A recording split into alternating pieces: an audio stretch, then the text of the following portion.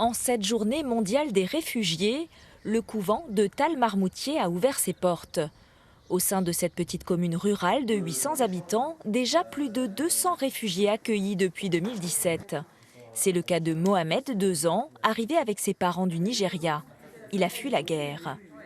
14 réfugiés sont hébergés actuellement au couvent.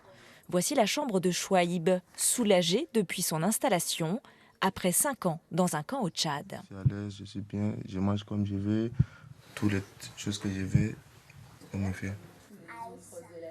Les enfants sont scolarisés sur place car l'apprentissage du français reste la priorité pour eux comme pour les adultes.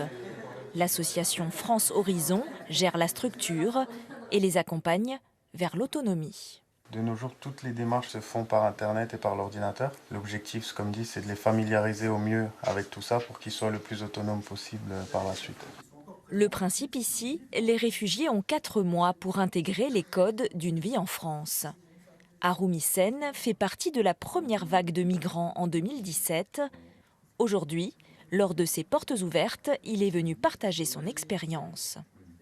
Le 4 mois que j'ai passé ici m'a beaucoup aidé. Rapidement, vraiment, je commence à travailler et vraiment, je me suis intégré facilement.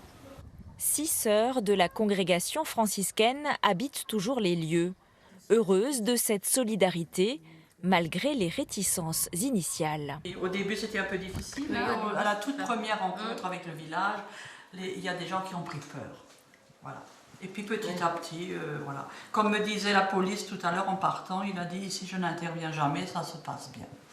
À Tall-Marmoutier, les regards ont bien changé et de plus en plus d'habitants apportent même leur soutien aux réfugiés.